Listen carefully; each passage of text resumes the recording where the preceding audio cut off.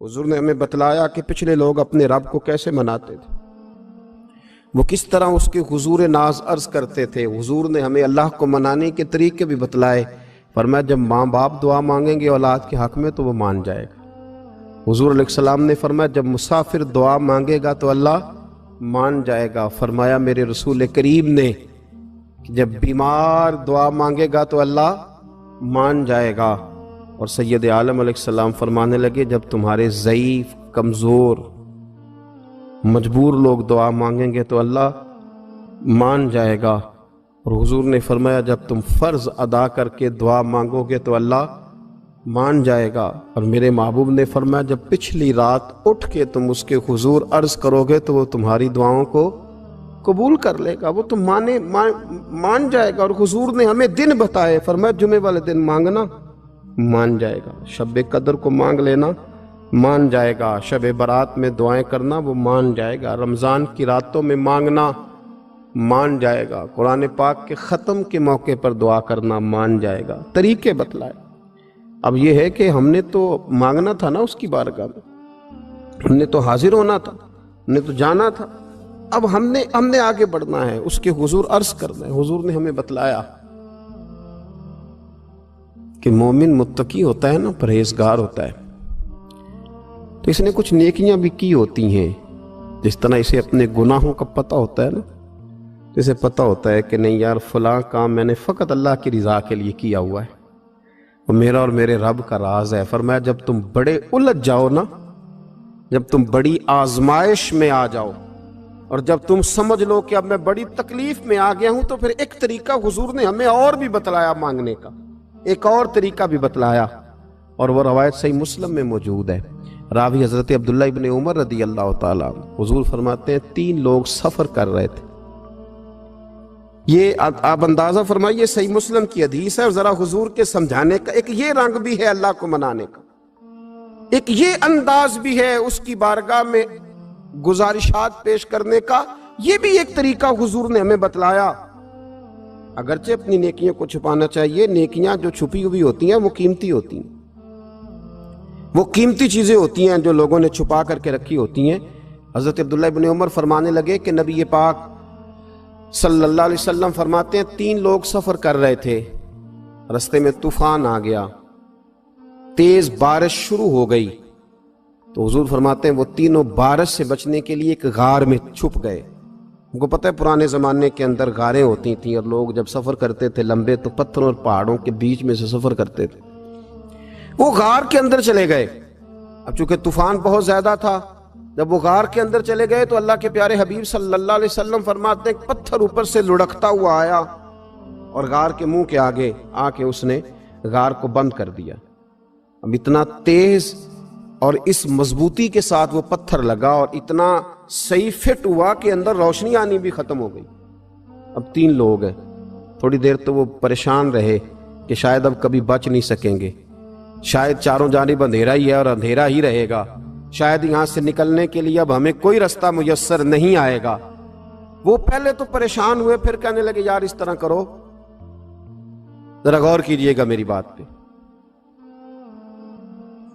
फरमाया इस तरह करो, अगर कोई जिंदगी में नेकी की है ना तो जरा उस नेकी को याद तो करो और याद करके उस मालिक के हुजूर अर्ज तो करो, वो करीम है, कोई आखो शायद मन जावे ते गल कम ततड़ी दा बन जावे, अर्ज तो करो उनमें से। ये आप अंदाजा फरमाइए, ये बात बयान कौन कर रहा है? ये मदीने वाले रसूल बयान कर रहे हैं, ये नबी पाक अलैहिस्सलाम ने बयान फरमाया।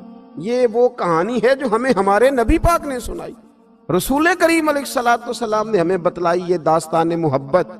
हुजूर फरमाने लगे एक ने उनमें से हाथ उठाए और उसने अंदाज क्या छेड़ा, अर्ज करने लगा अल्लाह तो जानता है ना मैंने बकरियां रखी हैं, मैं गरीब हूं, मजदूर हूं, और मालिक तो ये भी जानता है कि मेरे बच्चे भी हैं, बीवी भी है, पर मैं जब भी घर लौटा हूं तो दूध मैंने बच्चों और बीवी को पहले नहीं दिया, बूढ़े माँ बाप को पहले दिया। अल्लाह मैंने उनके साथ हमेशा करम के बाजू खोल कर मामला किया।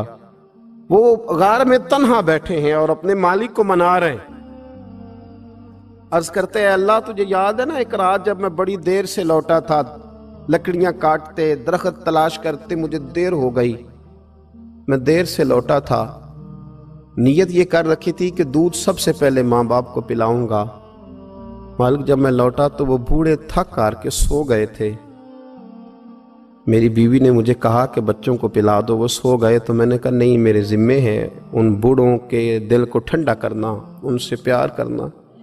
اللہ بیوی مانگتی رہی، بچے طلب کرتے رہے، میری ٹانگوں میں گھومتے رہے، بار بار آتے رہے، اور میں نے دودھ نہیں پلایا۔ اے مالک فجر ہو گئی، آفتاب طلوع ہونے کا وقت آ گیا، پر میں نے ماں باپ کے بیدار ہونے کا انتظار کیا۔ اے اللہ وہ جب اٹھے تو ان کی آنکھوں میں جو میرے لیے دعا تھی اور ان کے سینوں میں جو میرے لیے کرم تھا، اگر تیری بارگاہ میں وہ نیکی قبول ہے تو مالک پھر رحم فرما، نہ اس مشکل سے آسانی عطا فرما۔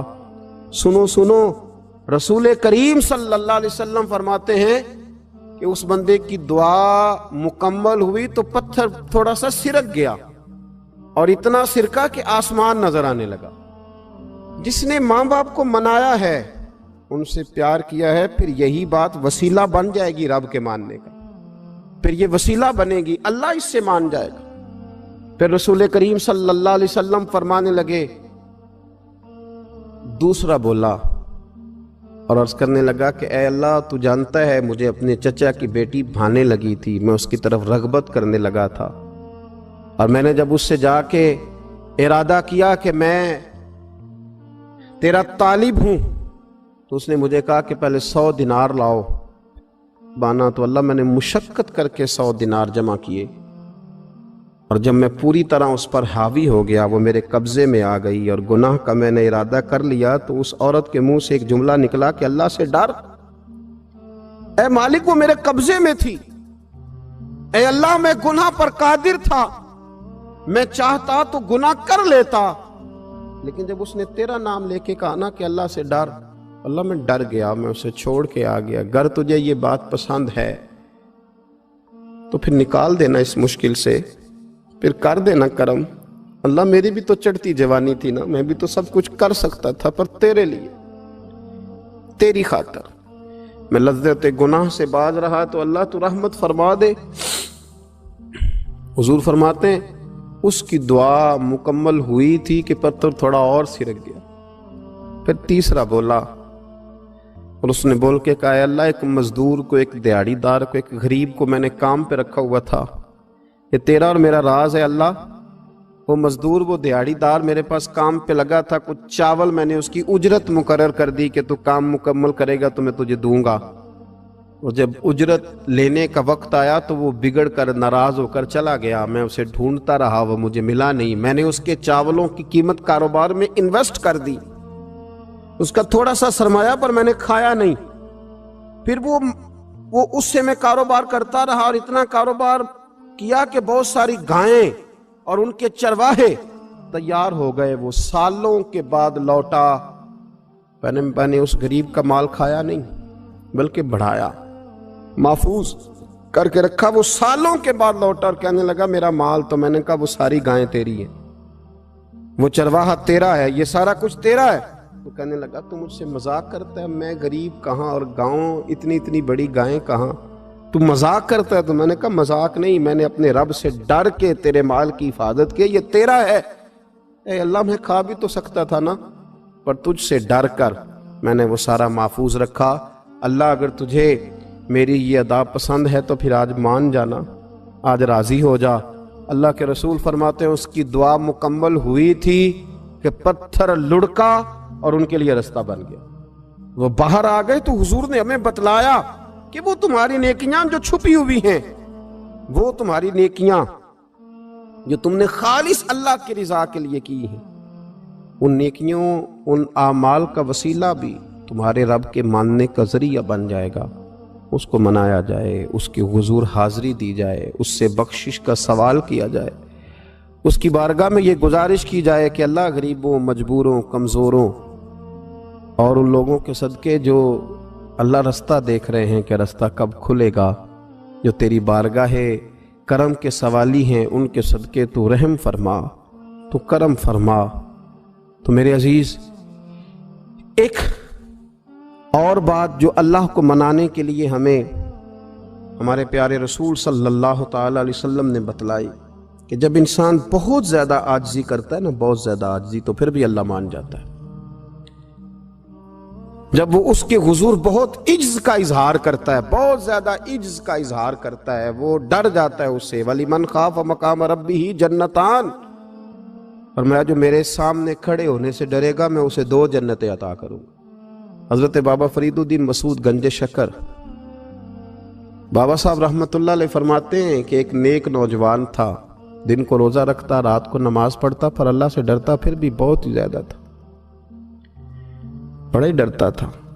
موت کا وقت آیا تو ماں ہی تھی بس اس کی، تو ماں سے کہنے لگا اماں تو میری ماں ہے، میرے ساتھ 3 وعدے تو کر۔ اس نے کہا پتر تو بتا، آخری ہج کی لے رہا ہے اور اس غریبنی ماں سے تو وعدہ لے رہا ہے، بتا کیا وعدہ ہے؟ تو عرض کرنے لگا اماں جب میں مر جاؤں نا تو میرے گلے میں رسی ڈال کے تو مجھے گھمانا گھر کے صحن میں، اور لوگوں کو کہنا جو رب کی نافرمانی کرے اس کا یہی حال ہوتا ہے۔ یہ اعلان کرنا جو اللہ کے نافرمان ہوں ان کا یہی اشر کیا جانا چاہیے۔ اور اماں پھر دوسرا وعدہ کر،